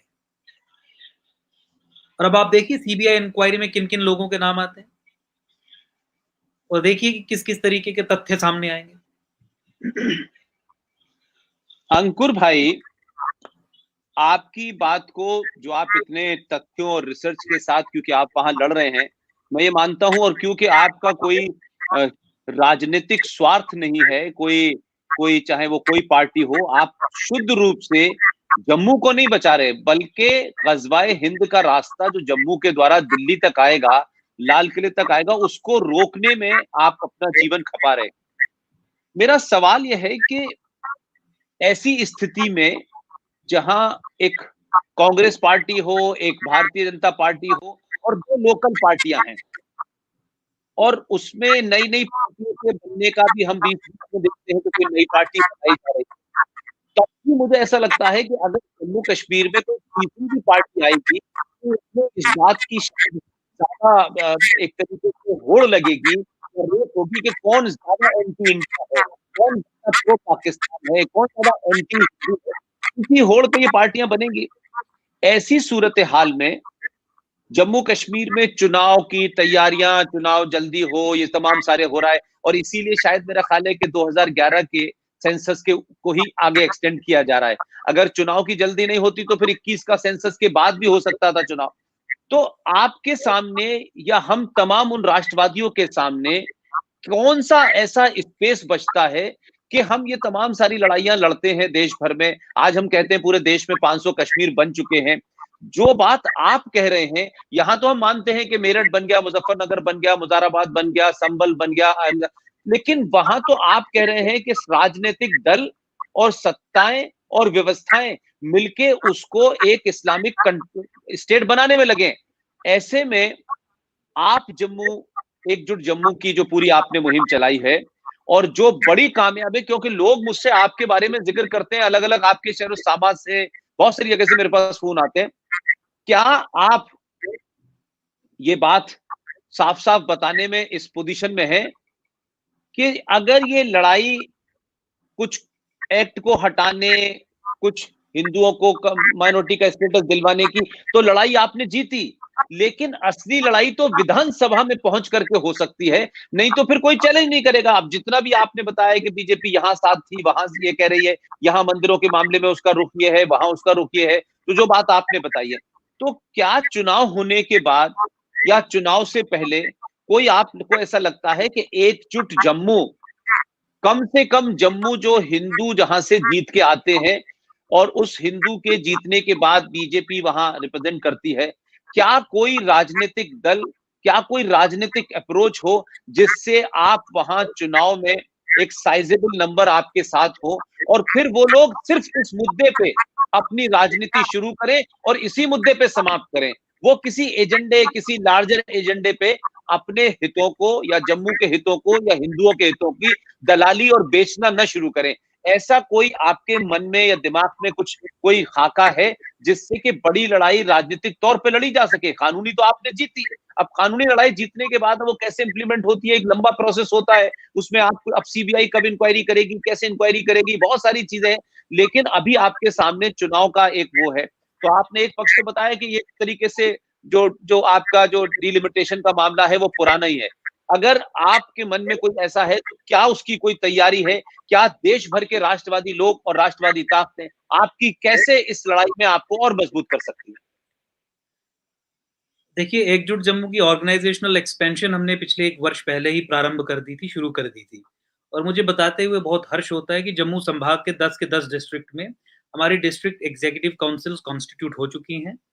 वहाँ पे डिस्ट्रिक्ट एग्ज़ीक्यूटिव काउंसिल्स ने ब्लॉक लेवल पे हमारे टीम्स और ऑफिसेज़ सेटअप करना भी शुरू कर दिया है और हम बहुत जल्द पंचायत और वार्ड लेवल तक टीमें अपनी कंस्टिट्यूट करने में सफल हो जाएँगे। हम aggressively organisational expansion right down to the grass roots level तक अचीव करने में सफल हो रहे हैं और आने वाले कुछ महीनों में सफल हो जाएँगे। आप बहुत जल्द एक फॉर्मल डिक्लेरेशन एकजुट जम्मू की तरफ से देखेंगे, जो अगले चुनावों में जम्मू संभाग के 10 डिस्ट्रिक्ट्स में पार्टिसिपेट करने की घोषणा होगी। तो वो प्रोसेस चल रहा है। राजनीति के बिना, विधानसभा में जाए बिना यू कांट डू मच। आप पार्लियामेंट्री फॉर्म ऑफ डेमोक्रेसी में या संविधान ने अगर डेमोक्रेटिक इंस्टीट्यूशंस क्रिएट किए हैं, इंस्टीट्यूशंस में जाए बिना चीज़ें बदल नहीं सकते, चीज़ें नई इंट्रोड्यूस नहीं कर सकते। तो उस चीज़ को लेके बिल्कुल हम सचेत थे, शुरू से ही थे। एक समय आया जिस समय हम एग्रेसिवली अब उसी दिशा में बढ़ रहे हैं और आने वाले चुनावों में आप देखेंगे कि एकजुट जम्मू 100% जम्मू संभाग की जितनी भी असेंबली सीट्स हैं 10 के 10 डिस्ट्रिक्ट्स में, उस पे अपने कैंडिडेट खड़े करके पूरे जोर से चुनाव लड़ेगा। इसकी फॉर्मल डिक्लेरेशन आने वाले दिनों में कुछ समय में कर दी जाएगी। पेपर वर्क इसके लिए चल रहा है and you will soon see we will be a registered political party with Election Commission of India. लेकिन उससे पहले कि मैं ये फॉर्मल डिक्लेरेशन करूं, this is only an information. Formal declaration बाकायदा एक प्रेस कॉन्फ्रेंस के माध्यम से आधिकारिक तौर पे की जाएगी। जहां तक आपने शुरू में अपनी ये बात कही कि जब प्रधानमंत्री या बीजेपी मिलके एक नई पॉलिटिकल पार्टी फ्लोट करते हैं कश्मीर में, इस सोच से कि ये अब अब्दुल्लास को काटेंगे या मुफ्तीज को काटेंगे और जिससे हमारा कुछ फायदा हो पाएगा या कोई एक नई लीडरशिप आ पाएगी, मुझे लगता है कि पूरे देश को ये एक बरगलाने की कोशिश है। ये जम्मू संभाग के मुंह पे एक तमाचा मारने की कोशिश है। ये एक राष्ट्रवादी समाज के मुंह पे एक तमाचा मारने की कोशिश है। सबसे पहले अगर इनका आर्ग्यूमेंट मान भी लिया जाए कि जम्मू कश्मीर में, कश्मीर संभाग में एक नई पॉलिटिकल पार्टी हम बनाएंगे, तो देखिए, आपने उन व्यक्तियों को चुना, उस पॉलिटिकल पार्टी के ऊपर हाथ रखा जो जिनका ट्रैक रिकॉर्ड नॉन अलगाववादियों का है, जो हवाला रैकेट्स में पकड़े गए, पाकिस्तान से जो देश विरोधी एक्टिविटीज के लिए पैसा हवाला चैनल्स के थ्रू आता था, जिनके परिवार के लोग जो स्वयं खुद उसमें शामिल हैं, चोर उचक्के डिफॉल्टर्स जिस पार्टी में शामिल हैं, और मैं पूरी जिम्मेवारी से ये बात कह रहा हूं, आपने कश्मीर में ऐसे मुसलमानों को नहीं चिन्हित किया जो हमेशा से हिंदुस्तान की बात करते आ रहे थे। कुछ एक स्मॉल परसेंटेज है, ऐसे भी व्यक्ति हैं जो काउंटर इंसर्जेंट्स भी रहे, जिन्होंने आतंकवाद के खिलाफ लड़ाई लड़ी, अपने गांवों में खड़े होकर हथियार उठाए। आपने हमेशा उन्हें दरकिनार किया और नई पॉलिटिकल पार्टी भी बनाई, उन लोगों के साथ मिलके, उन लोगों की पीठ पे हाथ रख के जो डिक्लेयर्ड एंटी नेशनल्स हैं, जो डिक्लेयर्ड सेपरेटिस्ट्स हैं, जिनका ट्रैक रिकॉर्ड अलगाववादी का है। एनी हाउ, उसे भी छोड़ दीजिए। आप ये समझिए कि कश्मीर में जब आप एक नई पॉलिटिकल पार्टी बनाते हैं, जिस पार्टी को कश्मीर से ही मैक्सिमम सीट्स मिलेंगी, जिस पार्टी को कश्मीर की पॉलिटिकल टर्फ पे ही बैटिंग करनी है, तो ऑब्वियसली वो जो नई पॉलिटिकल पार्टी है, वो कश्मीर में मुफ्ती और एनसी, पीडीपी और एनसी से ज्यादा अलगाववादी बनके, ज्यादा एंटी इंडिया बनके लोगों के बीच में जाएगी, तभी तो उसे वोट्स मिलेंगे। जिस समय वो नई पॉलिटिकल पार्टी ज्यादा एंटी इंडिया, ज्यादा एंटी प्रो सेपरेटिस्ट, ज्यादा प्रो पाकिस्तान बनेगी, तो महबूबा मुफ्ती जितनी पहले थी उससे 2 कदम आगे और जाएंगी। नेशनल कॉन्फ्रेंस भी 2 कदम उसमें और आगे जाएगा, वो ऑटोनॉमी के अलावा 2 बातें और करेगा। होड़ ये लगेगी कि लोगों को ये समझाया जाए कि हम अधिक एंटी इंडिया हैं, और इस सारे अरेंजमेंट में जो मेन स्ट्रीम से बाहर सेपरेटिस्ट अलगाववादी बैठा है वो इनका नेता बन जाएगा, वो इनका बाप बन जाएगा, गिलानियन पार्टी। और ये तीनों पॉलिटिकल पार्टीज उसके पैर पकड़ेंगी, कहेंगी आप लोगों को बताइए कि हम ज्यादा अलगाववादी, ताकि लोग आपके कहने पे हमें वोट दें। और इसीलिए डिफेक्टो चीफ मिनिस्टर अलगाववादी बन जाता है जम्मू कश्मीर में। तो लार्जली आपने इस पॉलिसी के माध्यम से जम्मू कश्मीर में कंपेटिटिव सेपरेटिज्म इंट्रोड्यूस किया। आपने अलगाववाद का, सेपरेटिज्म का एक कंपटीशन इंट्रोड्यूस किया इस पॉलिसी के माध्यम से। तो जब आपने सेपरेटिज्म का कंपटीशन इंट्रोड्यूस किया तो अलगाववाद और डीपन हुआ और स्ट्रेंथन हुआ। यानी भारत सरकार की जम्मू कश्मीर में लेके नीति ये है कि अलगाववाद को स्ट्रेंथन किया जाए, अलगाववाद को डीपन किया जाए। तो ये बहुत एक अनफॉर्चुनेट सिचुएशन है। इसीलिए मैंने कहा ये एक एग्जांपल है that the Indian state is abnormal and that the Indian state is working against the Indian nation. You choose anti-nationalists, you empower them. आप अलगाववादियों को चुनते हैं, आप उन्हें एम्पावर करते हैं, और फिर आप अलगाववाद का कंपटीशन कश्मीर की पॉलिटिकल टर्फ पे स्टार्ट करते हैं। और फिर आप इन पाकिस्तानी फ्लैंक्स को, चाहे पीडीपी हो, एनसी हो, ये डेमोक्रेटिक स्पेस में पाकिस्तानी जिहादी फ्लैंक्स हैं। मुस्लिम कम्युनलिज्म इनकी कोर आइडियोलॉजी है। Self rule is based upon the basic doctrine and principle of two nation theory. Autonomy two nation theory के मूल के आधार पे आधारित है, नेशनल कॉन्फ्रेंस की जो विचारधारा है। और इसी विचारधारा वाली चलाने वाली पार्टीज को आप स्कर्ट करके दुनिया को ये बताते हैं कि ये मेन स्ट्रीम सेक्युलर पॉलिटिशियंस हैं। और जो जम्मू में राष्ट्रवादी लोग हैं, जो हिंदुस्तान का झंडा लेके खड़े हैं, उन्हें आप 2011 के सेंसिस के आधार पे, सेंसिस को फज करके उनका गुलाम बना देते हैं। तो ये एक बहुत अनफॉर्चुनेट सिचुएशन है जहां पे भारत सरकार खुद ही अलगाववाद को स्ट्रेंथन और डीपन कर रही है जम्मू कश्मीर। मैंने आपको एक इंस्टेंस भी बताई, बहुत अनफॉर्चुनेट। लेकिन मैं एक बात नहीं समझ पा रहा कि जब हम नेहरू के जमाने की बात करते हैं, उस वक्त मुल्क आजाद हुआ था, बहुत सारे इंटरनल मामला थे, पाकिस्तान बना था, हमको दुनिया में महान दिखना था, सेकुलरिज्म की बात थी, यूएनओ में लोग चले गए। लेकिन मैं समझता हूं कि आज का जो भारत है और भारत के लोग जो मानते हैं, देखते हैं कि आज भारत के अंदर एक ऐसी सरकार है जो भारत राष्ट्र को बचाने के लिए राज्य का इस्तेमाल कर रही है और पूरे देश के अंदर एक माहौल बना हुआ है। ऐसे में मैं ये नहीं समझ पा रहा कि क्या कोई लिंकेज का प्रॉब्लम है कि जम्मू कश्मीर की बीजेपी का कोई अलग एटीट्यूड है या दिल्ली की सरकार का है। और दिल्ली की सरकार है तो आज दिल्ली में 2020 में जो भारतीय जनता पार्टी के मजबूत प्रधानमंत्री भी हैं, गृह मंत्री भी हैं, ये अगर सारी बातें हैं तो वो क्यों खुश करने के लिए अलगाववादियों को मजबूत की पॉलिसी अपनाई जा रही है। और दुनिया में भी भारत का रुतबा 1947, 1950 और 1960 से ज्यादा ताकतवर है। तो क्या कौन से अंदर ऐसे कंपल्शंस आपको लगते हैं? क्या आपको ऐसा लगता है कि जो आपने कहा कि हमारे जो एपरेटस है, जो सिस्टम है, उसमें वो एलिमेंट बैठा हुआ है, तो क्या उसको वीड आउट नहीं कर पा रही सरकार? या क्योंकि देश ये समझने में बड़ा अपने आप को असमर्थ महसूस करता है कि एक इतनी ताकतवर सरकार है और दूसरी बार तो और उससे मेजॉरिटी से जीती है। तो कौन सी कारण है जिसकी वजह से वो उस जिहादी इस्लामिक आतंकवादी मुसलमान को अकोमोडेट करने के लिए एक very very very very vital and strategic important state के अंदर उसी सिस्टम को चलाए रखना चाहता है? इस पे क्या आपकी राय है? देखिए, जिस तरीके से मैंने बताया कि the state has been captured from within and therefore it is working against the Indian nation, उसका ही एक ये सिम्टम है कि पिछले 70 साल से जम्मू कश्मीर को लेके जो पॉलिसी चल रही है केंद्र की, जो इस समय एक पैराडाइम बन चुकी है, उसे हटने नहीं दिया गया। ऐसे इंडिविजुअल्स बैठे हैं स्टेट अपरेटस में जो ये सुनिश्चित करते हैं कि ये पॉलिसी वैसी ही चलती रहे। देखिए, नेहरू को पूरी उम्र गाली देने के बाद अब जम्मू कश्मीर में ये मोर नेहरूवियन अप्रोच लेके बैठे हुए हैं। इस कॉन्ट्रडिक्शन को कैसे एड्रेस करेंगे? और मुख्य कारण उसमें यह है कि जम्मू कश्मीर में जो ओरिजिनल प्रॉब्लम है, जो असली प्रॉब्लम है, केंद्र सरकार तैयार ही नहीं है उस प्रॉब्लम को उसके नाम से पुकारने में।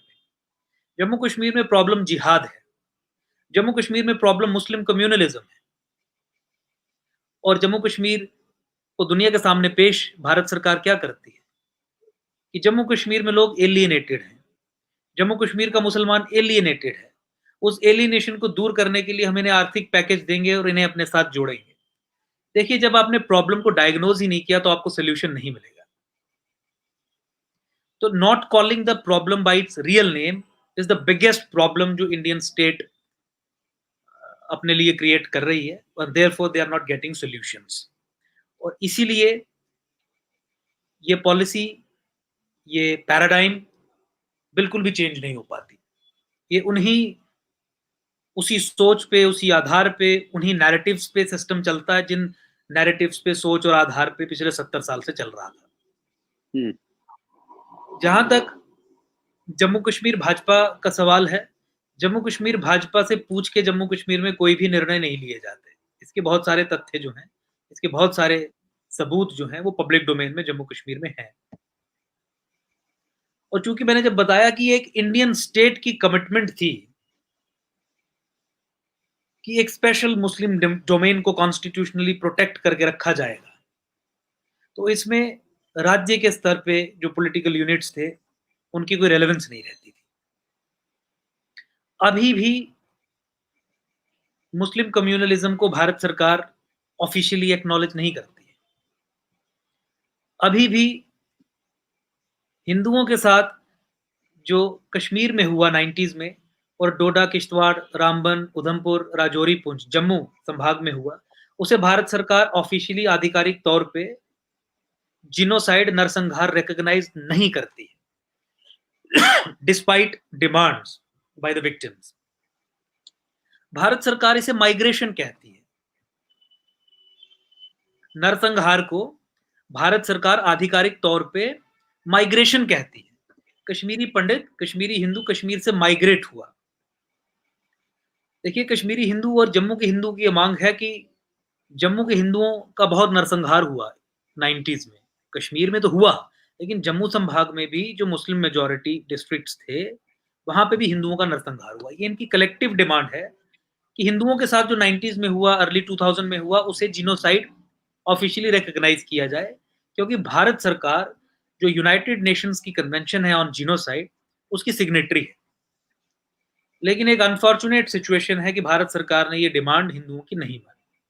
उसका कारण, क्योंकि द मोमेंट आप हिंदुओं के साथ जो जम्मू कश्मीर में हुआ उसे नरसंहार घोषित करते हैं, तो फिर आपको न्यूरमबर्ग ट्रायल्स जैसे स्पेशल ट्रायल्स चलाने पड़ेंगे। उसमें 87-88 में जो फारूक अब्दुल्ला स्पीच देते थे, उसके आधार पे उन्हें कन्विक्ट करके फांसी के तख्ते पे चढ़ाना पड़ेगा, जो ये नहीं करना चाहते। 25 से 30 हजार मुसलमानों को डेथ सेंटेंस आपको देनी पड़ेगी, जो ये नहीं करना चाहते। आपको मंदिर रिस्टोर करने पड़ेंगे कश्मीर में, जो ये नहीं करना चाहते।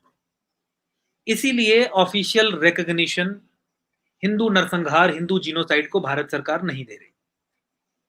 और ये हिंदू कौन है? जो हिंदुस्तान को स्थापित करते हैं कश्मीर में, जम्मू में। तो देखिए, अगर 2015 ऑनवर्ड, 2014 से 2020 के बीच में भी भारत सरकार जो हिंदुस्तान को स्थापित करने वाली ताकतें हैं कश्मीर में, जो पाकिस्तान की मूवमेंट को कमजोर करेंगी, उन्हें कमजोर करने की दिशा में इफेक्टिव कदम उठाती है, तो फिर आप समझ सकते हैं कि जो कंट्रोल है from with in subversive elements का, वो कितना अधिक है। आपकी माइंड स्पेस पे एनिमी का कब्जा इतना अधिक है कि आप प्रॉब्लम को उसके नाम से पुकारना नहीं चाहते। आप इस्लामिस्ट पार्टीज को मेन स्ट्रीम सेक्युलर पार्टीज की तरह पूरे देश में मार्केट करते हैं। आप जिहादी फारूक को, जिहादी महबूबा को main stream secular Indian political leaders की तरह मार्केट करते हैं।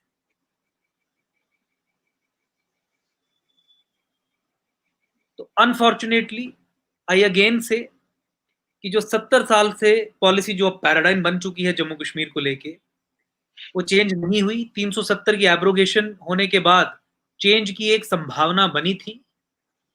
10 कदम और आपको उठाने थे, जिसके बाद उसको आप लॉजिकल कंक्लूजन पे ले जाते और वो चेंज आती पॉलिसी में, लेकिन अनफॉर्चुनेटली वो नहीं हुआ and now they have again started to take it over.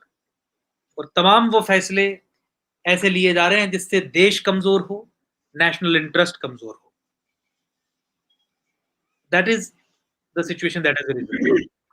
एक आखिरी मेरे मन में ये सवाल उठता है बार-बार, मैं सोचता हूँ पूछूँ या ना पूछूँ, लेकिन मैं इसलिए पूछ लेता हूँ कि देखिए राजनीतिक दलों में हो सकता है पॉलिटिकल पार्टीज़ के अपने एजेंडे और रियलिटीज़ होती हैं, लेकिन जो हिंदू संगठन हैं जम्मू के अंदर, जो राष्ट्रवादी संगठन हैं जिनके लिए राजनीति उनका कोई बहुत बड़ा महत्व नहीं है, लेकिन वो राजनीति को सीधे तौर पे इन्फ्लुएंस या मुतासिर करते हैं। तो क्या उन संगठनों की भूमिका भी शांत है या वो आपकी तरह नहीं सोचते या जिन जिन खतरों की तरफ आप इंगित कर रहे हैं, इंडिकेट कर रहे हैं, वो भी उन खतरों के खिलाफ है या वो सत्ता पक्ष को खुश करने या ना खुश करने की वजह से खामोश है? क्योंकि जम्मू और कश्मीर में बहुत पहले से यानी 48 दिन देखें तो आरएसएस का बहुत स्ट्रॉन्ग रोल रहा है, बहुत सारी चीज़ों में। और मैं क्योंकि आरएसएस के बारे में बहुत जानता नहीं हूँ, लेकिन ये इतना ज़रूर मानता हूँ कि वो एक राष्ट्र के प्रति कमिटेड है और उनका राष्ट्र सबसे ऊपर है। राजनीति कौन जाता है, कौन नहीं जाता है और राजनीति से सीधे तौर पे शायद वो कहते हैं कि हमारा कोई लेना-देना भी नहीं है। लेकिन मैं बार-बार सोचता हूँ कि कम से कम जम्मू के अंदर तो ऐसी ताकतें बहुत मजबूत हैं। उनका क्या कहना है? वो आपकी बात से सहमत हैं या आपकी बात को वो मानते हैं या नहीं मानते हैं या तर्कों के आधार पे मानते हैं या कुछ और है? उनके अंदर क्या है? वो आपके साथ वो ताकतें क्यों नहीं साथ हैं या साथ है मुझे नहीं पता है। तो इस पे थोड़ी रोशनी और आखिर में डालें आप। देखिए, मैंने आपको सबसे पहले यही बताया कि पूरे जम्मू कश्मीर में एकजुट जम्मू ही एक ऐसा संगठन है जिसने जम्मू कश्मीर में जिहाद एक प्रॉब्लम है इसका नाम लेके इसे पुकारा और जिहादी मैनिफेस्टेशंस जितनी भी थी, लैंड जिहाद, डिनायल ऑफ माइनॉरिटी राइट्स, उनके विरुद्ध जंग छेड़ी और ये सिंगल हैंडेडली और अकेले इस संगठन ने जंग छेड़ी। तो मैं क्लियरली ये कह दूं कि हमें इस जंग में किसी का कोई भी विशेष तौर पे समर्थन नहीं मिला। अब आपका सवाल ये है कि ये जो संगठन है ये हिंदू इश्यूज पे, हिंदुत्व के इश्यूज पे खुद मुखर क्यों नहीं होते, आपका साथ क्यों नहीं देते? देखिए, अनफॉर्चुनेटली हम दो चीजें कंफ्यूज करते हैं। अरबिंदो घोष, बंकिम चंद्र चट्टोपाध्याय का हिंदुत्व और नए संगठनों का हिंदुत्व। अरबिंदो घोष के हिंदुत्व के मूल में सनातन था। वो ये कहते थे कि कन्याकुमारी से हिमालय के बीच में जो टेरिटरी है ये महान है, इसे प्रोटेक्ट इसीलिए करना है, इट इज वर्थ डिफेंडिंग। क्यों? क्योंकि इस धरती के बीच में इंडिक सनातन सिविलाइजेशन ने जन्म लिया, पली बढ़ी और आगे बढ़ी। चूंकि सनातन यहां हुआ इस धरती पे, इसलिए ये धरती महान है। लेकिन अनफॉर्चुनेटली जो अभी संगठन हिंदुत्व के ठेकेदार बन के बैठे हैं वो सिविलाइजेशनल कॉन्सेप्ट ऑफ हिंदू में विश्वास नहीं रखते, वो टेरिटोरियल कॉन्सेप्ट ऑफ हिंदुत्व में विश्वास रखते हैं। उनके लिए टेरिटरी महान है। कन्याकुमारी से हिमालयाज के बीच में जो भूमि है, जो टेरिटरी है, ये माता है, ये महान है। और उनके कहने के मुताबिक आधिकारिक तौर पे इस धरती में जो भी है वो हिंदू है और केवल सनातनी हिंदू नहीं है, सिख, जैन या बौद्ध हिंदू नहीं है। जिस तरीके से जितने लेवल का हिंदू सनातनी है उतना ही इस्लाम और क्रिश्चियनिटी भी है। 1987 का बीजेपी का अगर आप मैनिफेस्टो देखें, पेज 1 पे यही लिखा गया है कि जिस तरीके से सनातन, सिखिज्म, जैनिज्म और बुद्धिज्म है हिंदुत्व की डेफिनेशन में, वैसे ही इस्लाम और क्रिश्चियनिटी है। इसलिए आपने इनके मुखिया को ये कहते हुए भी सुना होगा कि हिंदुत्व इस्लाम के बिना अधूरा है। तो now you have two concepts, एक सिविलाइजेशनल कॉन्सेप्ट ऑफ हिंदुत्व और एक territorial concept of Hindutva. Civilisational concept में सनातन मूल में है, इंडिक सिविलाइजेशन मूल में है। टेरिटोरियल कॉन्सेप्ट में इस्लाम के बिना हिंदुत्व अधूरा है। क्योंकि इस्लाम के बिना हिंदुत्व अधूरा है तो फिर मुसलमानों से अकोमोडेशन तो आपको स्टार्ट करनी है, और जब आपको अकोमोडेशन स्टार्ट करनी है तो फिर आपको कॉम्प्रोमाइजेस भी करने हैं। किस तरीके से आप मुसलमान के खिलाफ माइनॉरिटी राइट्स आपके छीन के वो ले रहा है, पिछले 70 साल से बिगुल छेड़ देंगे, क्या मुसलमान नाराज नहीं हो जाएगा? किस तरीके से 370 और 35A के कारण जो नुकसान हुआ उसकी अगर भरपाई नहीं करेंगे तो मुसलमान नाराज नहीं हो जाएगा? तो मुझे लगता है कि एक आइडियोलॉजिकल मैनिफेस्टेशंस जो हुई पॉलिटिकल एरिना में, उसमें जो फंडामेंटल इश्यूज हैं उनको लेके ये प्रॉब्लम हुई है। और इसीलिए यू फाइंड कि एक पोस्चरिंग है, स्लोगनरिंग है, लेकिन करने के नाम पे कुछ नहीं है, क्योंकि वैचारिक रूप से you have to accommodate a certain class, जिसका अपना डिक्लेयर्ड ऑब्जेक्टिव ये है कि हम we can not be accommodated unless you are decimated.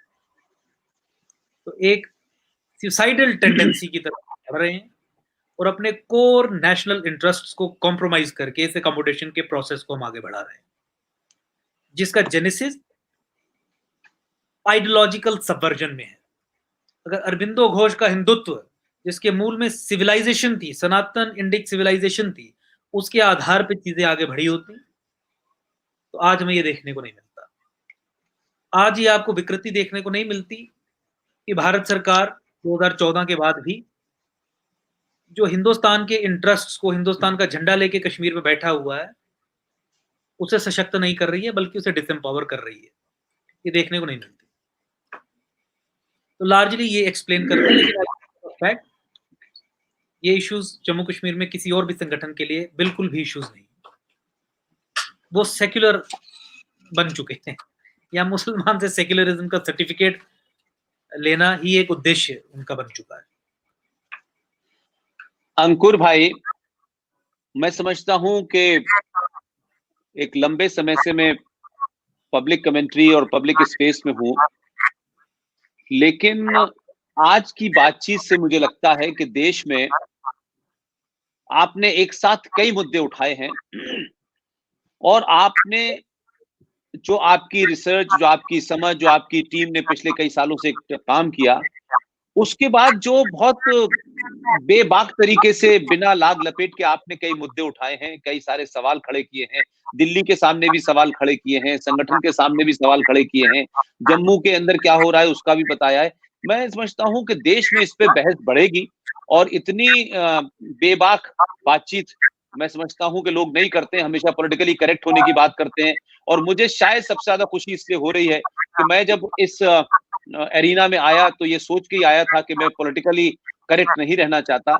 एक आखिरी बात, क्योंकि मुझे याद है कि पीडीपी की जब सरकार थी तो एक नईम अख्तर नाम के साहब एक उसमें एजुकेशन मिनिस्टर थे और एक बार उन्होंने अपने एक हिंदुस्तान के एक अखबार में उन्होंने ये कहा था कि China is a very important factor.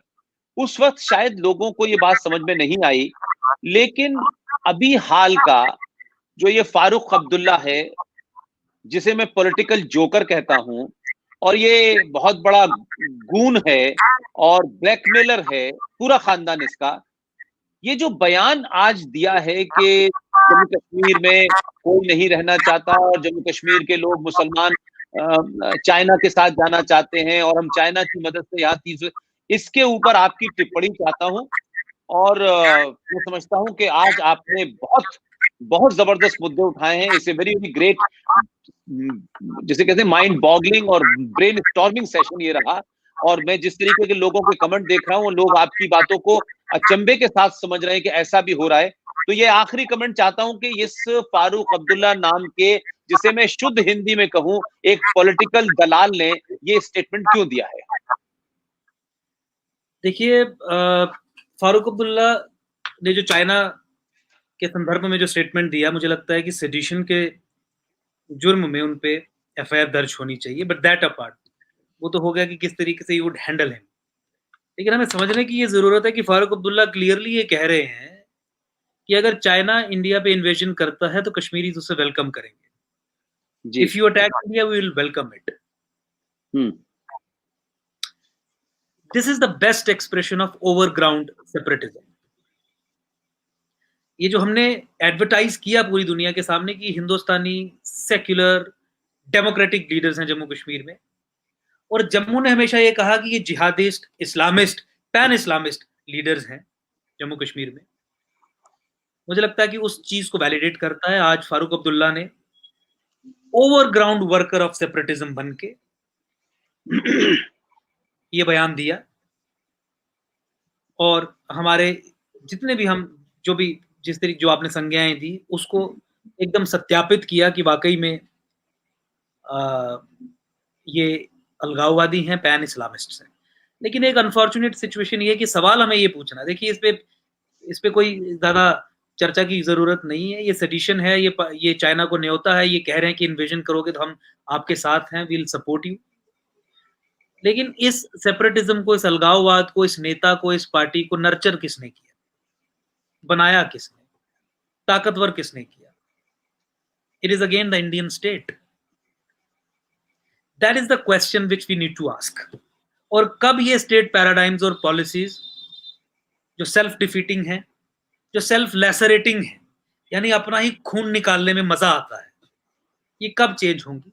ये सवाल हमें पूछना पड़ेगा। लेकिन उससे पहले हमें ये पॉइंट आउट करना पड़ेगा कि Indian state has serious problems. देखिए, इसमें ये इंपॉर्टेंट नहीं है कि फारूक अब्दुल्ला जेल जाता है या नहीं जाता। फारूक अब्दुल्ला को ये स्टेचर, फारूक अब्दुल्ला को ये ताकत, या फारूक अब्दुल्ला के बारे में जो एक इमेज जो नर्चर की, वो इंडियन स्टेट ने नर्चर की। और अब 2011 के सेंसिस, जो फज्ड सेंसिस है, उसके आधार पर डिलिमिटेशन करवा के ये फिर इसी तरीके के लोगों को फर्दर नर्चर करने का मार्ग जो है वो प्रशस्त कर रहे हैं। लेकिन ग्राउंड पे ये कहा जा रहा है, आपको क्या लगता है कि फारूक अब्दुल्ला के बयान पे वैली के अंदर अलग रिएक्शन है और जम्मू में अलग रिएक्शन है? आपको ऐसा लगता है कि हिंदू इस रिएक्शन को एंटी इंडिया और एंटी हिंदू या सेडिशन में देखते हैं, और जो मुसलमान है उस रिएक्शन में कोई फर्क है? कुछ 2, 4, 50 ऐसे मुसलमान निकल के आए कि फारूक अब्दुल्ला के इस बयान के बाद उसके खिलाफ FIR कराई गई हो, वो मेंबर ऑफ पार्लियामेंट है, ऐसी कोई चीज हुई कि इसमें भी कुछ हिंदू मुसलमान बटे हुए हैं? नहीं, देखिए, ऐसी FIR जम्मू कश्मीर में तो मेरे संज्ञान में नहीं है कि ऐसा कुछ हुआ हो। लेकिन देखिए, हमें ये समझना पड़ेगा कि कश्मीर एक वॉर जोन है और कश्मीर में अलग-अलग लेवल पे काम करते हुए सब जिहाद का ही काम कर रहे हैं। और अगर हम ये एक्सपेक्ट करेंगे कि कोई अलगाववादी फारूक के अगेंस्ट बयान देगा या फारूक किसी अलगाववादी के अगेंस्ट बयान देगा, वो ऐसा नहीं है। ये अलग-अलग डिग्रीज पे रह के एक ही कॉमन गोल की तरफ बढ़ रहे हैं। देखिए, आतंकवादी बंदूक उठा के जिहाद कर रहा है। फारूक अब्दुल्ला महबूबा मुफ्ती डेमोक्रेटिक इंस्टीट्यूशंस में घुस के उसे सबवर्ट करके कानून बना के ऑर्डर्स पास करके जिहाद कर रहे हैं।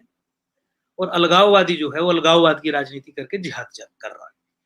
तो इसमें पैन इस्लामिक मूवमेंट जो है उसका कम्युनिस्ट चाइना के साथ एक अलायंस बन रहा है, पाकिस्तान के संदर्भ में मैं कहूं तो उसे सपोर्ट करना एक नेचुरल टेंडेंसी है हर एक व्यक्ति की। तो ऐसा कोई भी बयान आपको नजर नहीं आएगा कश्मीर से बाहर आते हुए कि हिंदुस्तान के विरोध में ये बयान है, इसलिए हम इसका कड़ा विरोध करते हैं। You won't see it happen. They work in tandem, एक ही थैली के चक्कर, एंड दे आर ऑर्गेनाइज्ड। अंकुर भाई, मैं आपका तहे दिल से शुक्रिया और धन्यवाद करना चाहता हूं। आप युवा हैं, आप में जोश है। आज मुझे आपसे इतनी लंबी बात करने के बाद पिछले 10 साल के रिलेशंस में इतना मजा मुझे लगता है कभी नहीं आया। और मैं एक बात जरूर बार बार अपने भाषणों में भी कहता हूं कि ये 2020 का सनातनी हिंदू है जो न अपोलोजिस्टिक है, न डरपोक है, न कायर है, न लालची है।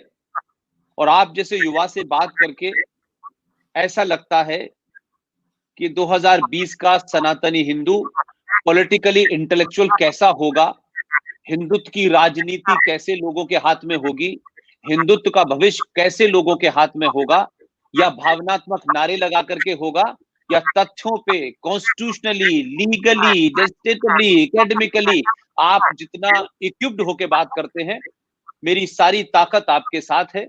आपको जब भी लगे कि आप कुछ जम्मू से बाहर कुछ कहना चाहते हैं, ये प्लेटफॉर्म और ये तमाम सारी बातचीत। हाँ, एक बात और मैं आपसे कहना भूल गया, जब मैंने ये बताया कि आज अंकुर शर्मा हमारे साथ रहेंगे और एक ऐसे विषय पे बोलेंगे। RSN सिंह साहब आज दिल्ली में नहीं है, बाहर हैं। GD Bakshi, RSN Singh, captain Sikandar Rizvi जो गिलगित बल्तिस्तान के हैं, सुशील पंडित, इन सब लोगों ने ये कहा है कि हमारी पूरी ताकत, हमारी पूरी सिंपैथी, हमारे पास आर्थिक ताकत जो है, हमारे पास सामाजिक ताकत जो है, वो आपके साथ है। हम आपकी बात को और लोगों के सामने रखेंगे, सवाल पूछेंगे, इस पे डिबेट हो, इस पे चर्चा हो। अगर कोई इसमें गड़बड़ है तो वो बाहर निकले, और ये सिलसिला जारी रहना चाहिए। इसलिए एक बार फिर एकजुट जम्मू, जम्मू को एकजुट न सिर्फ कर रहा है, बल्कि एकजुट जम्मू के माध्यम से दिल्ली की राजधानी, भारत की राजधानी दिल्ली को गजवाए हिंद से बचाने की कोशिश कर रहा है। और ये सिर्फ जम्मू के लोगों की जिम्मेदारी नहीं है कि जम्मू कश्मीर के आतंक के खिलाफ वो लड़ें। ये भारत के उस सनातनी हर हिंदू की जिम्मेदारी है कि अगर दिल्ली को सुरक्षित रखना है तो जम्मू कश्मीर को मजबूत करना होगा, अंकुर शर्मा जैसे युवाओं को मजबूत करना होगा, और कोशिश करनी होगी कि हजारों अंकुर शर्मा जम्मू में पैदा हो और इन बातों को तथ्यों पर लड़ें। क्योंकि भावनात्मक हिंदुत्व की लड़ाई बहुत लंबे समय से चल रही है, और भावनाओं में बहकर के राष्ट्र नहीं बनते हैं जब तक तथ्यों पे नहीं होते। आप आए, आपने समय दिया, अंकुर भाई। once again I am grateful and thankful to you. You can come anytime whenever you want to say something. Thank you very much. बहुत बहुत धन्यवाद, शुक्रिया, नमस्कार। बहुत धन्यवाद, बहुत धन्यवाद, बहुत धन्यवाद।